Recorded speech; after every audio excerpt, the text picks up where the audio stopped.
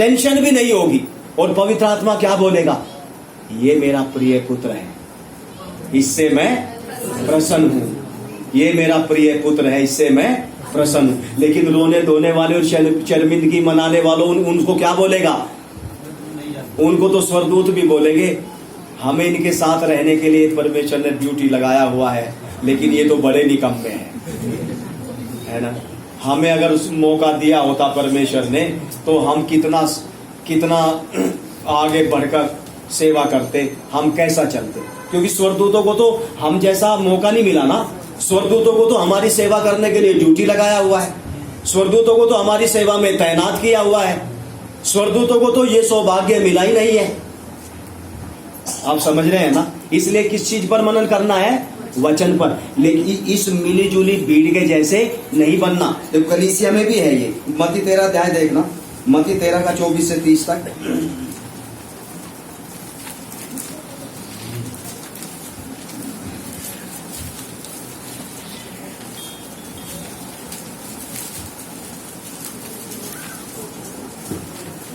मत्ती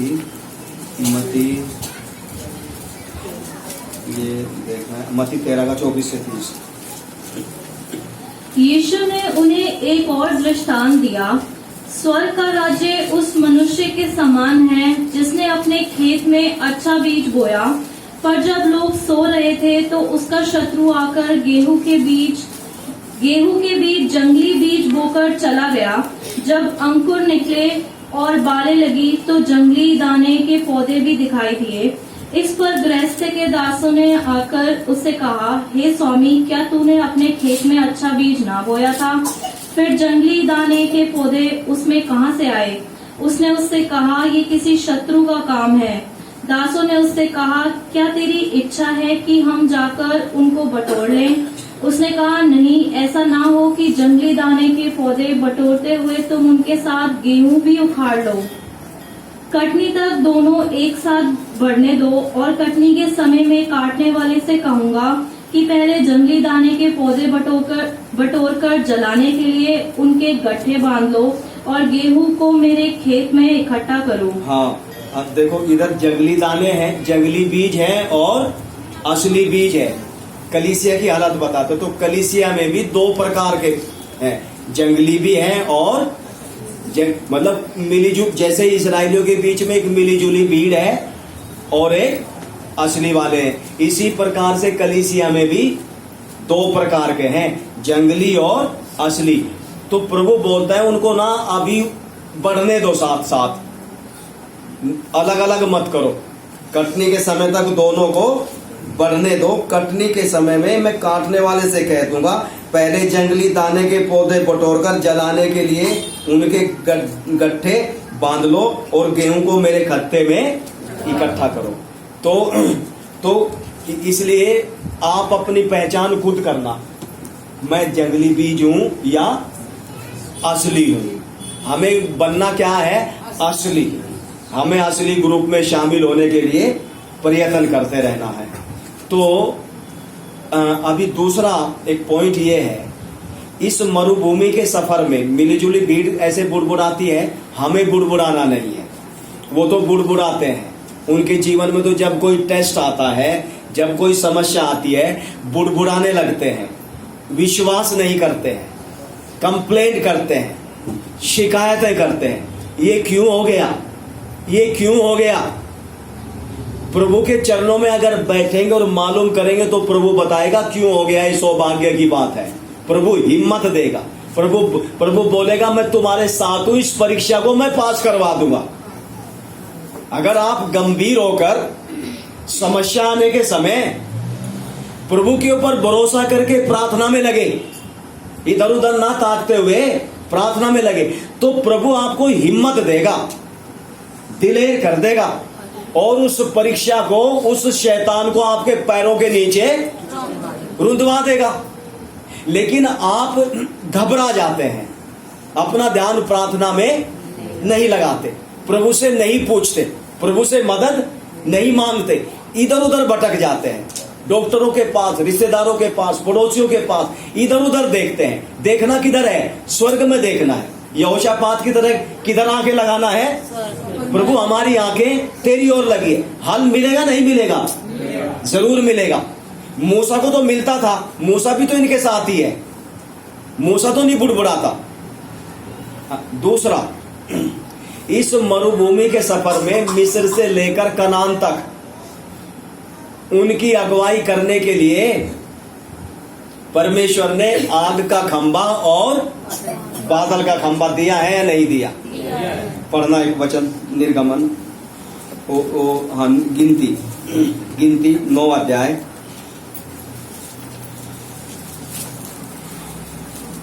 गिनती 9 का 15 से 23 तक। गिनती 9 का 15 से 23 तक। जिस दिन निवास, जो साक्षी का तंबू भी कहलाता है, खड़ा किया गया, उस दिन बादल उस पर छा गया और संध्या को वह निवास पर आग सा दिखाई दिया और भोर तक दिखाई देता रहा। नित्य ऐसा ही हुआ करता था, अर्थात दिन को बादल छाया करता और रात को आग दिखाई देती थी। और जब जब वह बादल तंबू पर से उठ जाता, तब इजरायली प्रस्थान करते थे, और जिस स्थान पर बादल ठहर जाता वहीं इजरायली अपने डेरे खड़े करते थे। यहोवा की आज्ञा से इजरायली प्रस्थान करते थे और यहोवा ही की आज्ञा से वे डेरे भी खड़े करते थे। और जितने दिन तक वह बादल निवास पर ठहरा रहता, उतने दिन तक वे डेरे डाले पड़े रहते थे। जब बादल बहुत दिन निवास पर छाया करता, तब भी इजरायली यहोवा की आज्ञा मानते और प्रस्थान नहीं करते थे। कभी कभी वह बादल थोड़े ही दिन तक निवास पर रहता, और तब भी वे यहोवा की आज्ञा से डेरे डाले पड़े रहते थे, और फिर यहोवा की आज्ञा से ही वे प्रस्थान करते थे। और कभी कभी बादल केवल संध्या से भोर तक रहता, और जब वह भोर को उठ जाता था, तब वे प्रस्थान करते थे। और यदि वह रात दिन बराबर रहता, तो जब बादल उठ जाता, तब ही वे प्रस्थान करते थे। वह बादल चाहे 2 दिन, चाहे 1 महीना, चाहे वर्ष भर, जब तक निवास पर ठहरा रहता, तब तक इजरायली अपने डेरों में रहते थे और प्रस्थान नहीं करते थे। परंतु जब वह उठ जाता, तब वे प्रस्थान करते थे। यहोवा की आज्ञा से वे अपने डेरे खड़े करते और यहोवा ही की आज्ञा से वे प्रस्थान करते थे।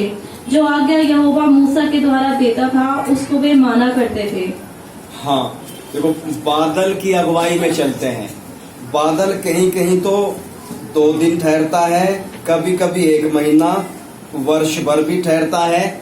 जैसे मारा के पानी के समय वो शूर नाम जंगल में बादल ठहर गया, फिर एलीम में ठहर गया, रफीदीप नाम जगह में ठहर गया। अलग अलग जगह में बादल ठहर जाता है। तो जहां पर बादल ठहर जाता है, इजरायली सफर बंद कर देते हैं और फिर उसी जगह में अपने तंबुओं को गाड़ लेते हैं। मान लो बादल उधर ठहरा है 1 महीना, 1 महीना उधर ही रहेंगे, फिर बादल चलना शुरू कर देता है। उन्हें जब बादल चलना शुरू करता है, वे भी अपने तंबू को उखाड़ लेते हैं, अपने डेरों को, और जिधर जिधर बादल चलता है उसके पीछे पीछे ही वे भी चलते चलते जाते हैं। कभी कभी रात को भी चलते हैं और कभी कभी दिन में भी चलते हैं। तो रात में भी चलते हैं, दिन में भी, फिर भी उनके पैर ना फूलते नहीं, सूजन नहीं आती, थकते नहीं है। उधर व्यवस्था भी उन्होंने पढ़ा था, उनके पैर भी सूजते नहीं थे, थकते नहीं थे, चलते जाते थे। और उन 40 वर्षों में उनके वस्त्र भी पुराने नहीं हुए थे। तो उनको बादल चलाता था, बादल की अगुवाई में चलते थे। तो हमारे लिए बादल क्या है? बताओ, हमारे लिए, हमको चलाने के लिए कौन है? पवित्र आत्मा है ना। तो हमें अपने बादल की अगुवाई में चलना है। हमारा बादल है पवित्र आत्मा। हमें अपने जीवन के हर मोड़ पर पवित्र आत्मा से मालूम करना है क्या करूं। हमें अपने जीवन के हर परिस्थिति में, हर घटना में पवित्र आत्मा से मालूम करना है, पवित्र आत्मा से पूछना है क्या मर्जी है आपकी, क्या करूं? कभी कभी पवित्र आत्मा हमें अलग परिस्थिति में लेकर आता है। कभी हमारे जीवन में परिवार का झगड़ा, कभी पैसे की तंगी, कभी बीमारी, कभी खुशी की बातें, कभी पवित्र आत्मा हमको शादी कराएगा, कभी पवित्र आत्मा हमको नौकरी भी देगा, कभी पवित्र आत्मा हमको घर भी देगा। पवित्र आत्मा ऐसा नहीं कि हमको हमेशा बीमारी में ही ले जाएगा या झगड़े में ही ले जाएगा या तंगी में ही ले जाएगा, ऐसा नहीं है। दोनों है, दोनों मार्ग में चलने के लिए हमें तैयार रहना है। कभी कभी संपन्न अच्छी हालत में हमको लेकर आएगा, कभी कभी परिस्थिति बिगड़ जाएगी, कभी दुख का समय आएगा जीवन में, कभी खुशी का भी लेकर आएगा, कभी तंगी का लेकर आएगा, कभी भरपूरी का भी लेकर आएगा। लेकिन ये सब लाएगा कौन? पवित्र आत्मा। जब हम पवित्र आत्मा के अगुवाई में चलेंगे तब हमारे जीवन में परिस्थितियां बदलती बदलती रहेगी, एक जैसा नहीं रहेगा, एक जैसे हालात नहीं रहेंगे। ये समझ लेना, हालात एक जैसे नहीं है। आप इन इस्राएलियों के जीवन में उधर ही शूर नाम जंगल में ही बैठे हैं या एलीम में ही बैठे हैं क्या सालों साल? एक समय है। तो अगर घर में तंगी आई है, हमेशा तक नहीं रहेगी। पवित्र आत्मा के साथ साथ चलो, पवित्र आत्मा को अनुसरण करो, वो हालात को फिर पवित्र आत्मा बदल देगा। बोलेगा अभी तंगी में से इधर से बादल हटा दो, अभी संपन्नता का हालत में लेकर आओ। लेकिन वो कब होगा? जब हम पवित्र आत्मा की अगुवाई में चलेंगे, पवित्र आत्मा की अगुवाई में चलेंगे, ये तभी होगा, पवित्र आत्मा की अगुवाई में। तो इस तरह से हमको अपना सफर जारी रखना है, अलग अलग जगह में, कभी कैसी परिस्थिति, कभी कैसी परिस्थिति। और इस तरह से चलते चलते हमारा जीवन बदलते बदलते जाएगा। जैसे हनोक का जीवन बदलते बदलते बदल गया था।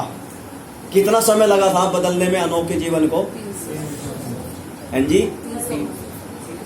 300 साल लग गए थे हनोक के जीवन को बदलने के लिए। कितना समय लगा? बदलना तो शुरू हो गया था पहले साल से ही, लेकिन पूरा बदल गया, परमेश्वर जैसा ही बन गया। जैसा परमेश्वर चाहता था वैसा हो गया। तब हनोक को परमेश्वर ने उठा लिया। इसी प्रकार से हम भी पवित्र आत्मा के पीछे चलते चलते हम भी बदल जाएंगे, और जब हम पूरा बदल जाएंगे तो हमको पवित्र आत्मा अपने घर में पहुंचा देगा, पिता के पास पहुंच जाएंगे। हालेलुया। तो अभी एक बात और बता के फिर समाप्त करेंगे। ये यूहन्ना रचित सुसमाचार 15 अध्याय,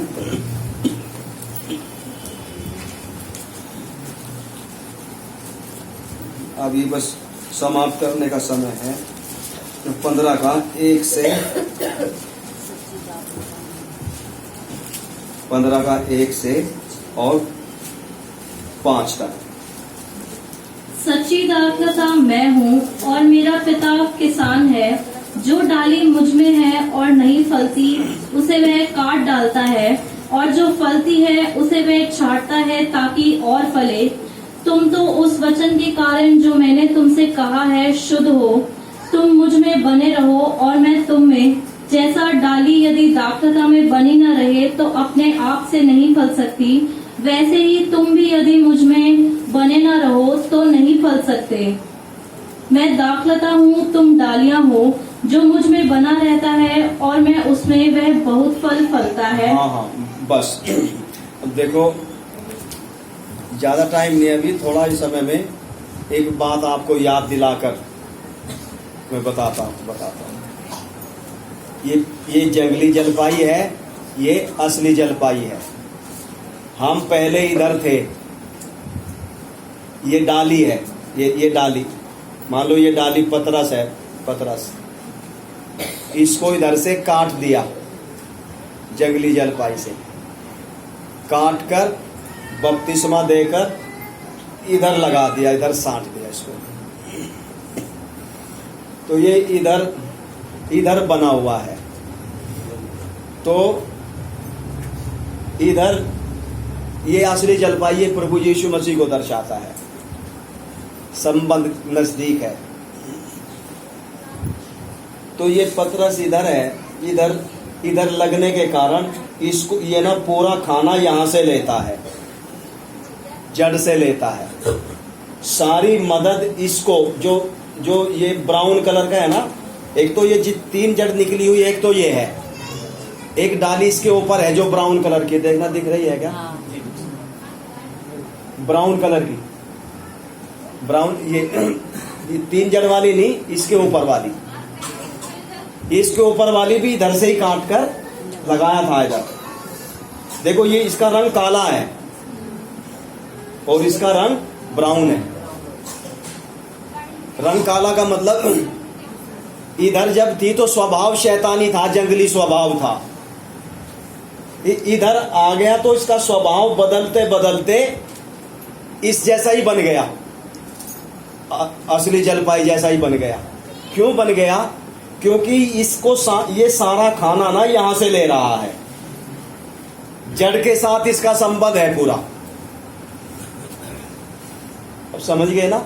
इसलिए ये इसका स्वभाव बदलकर कैसा बन गया? यीशु मसीह जैसा ही।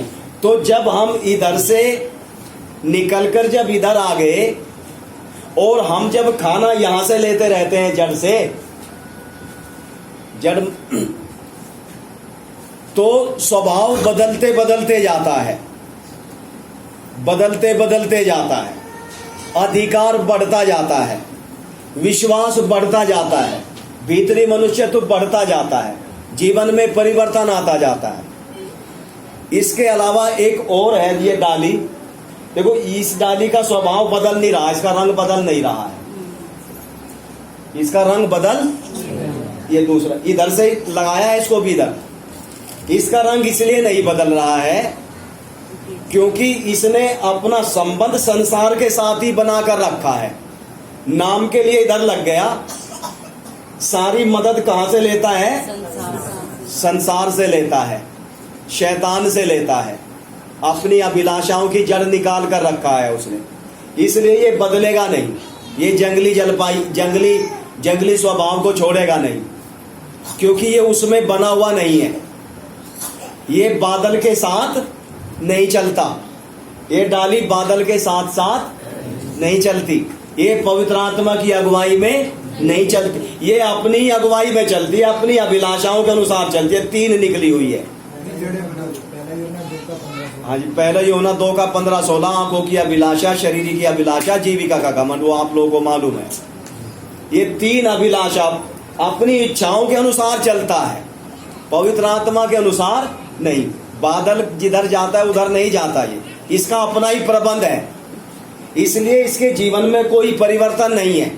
जब नरसिंगा फूंका जाएगा तो ये यहीं रह जाएगा, ये नहीं उठाया जाएगा, या इसकी अगर डेथ हो जाए तो ये स्वर्ग में नहीं जाएगा, क्योंकि इसका सारा प्रबंध किधर से चल रहा है? संसार से ही चल रहा है। इसलिए हमें अपनी सारी जड़ों को काट कर पूरा हमें पवित्र आत्मा के अधीन कर देना है। इतना ही अभी हम समझेंगे, समय इतना ही है। अभी प्रार्थना करेंगे। Hallelujah, hallelujah, hallelujah. बदलते जाए उसकी सूरत में, वो कौन सा है?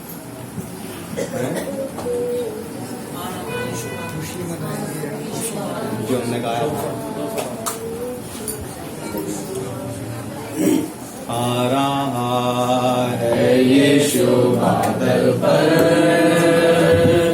अपनी दुल्हन को ले जाने को। आ रहा है यीशु बादल पर, अपनी दुल्हन को ले जाने को।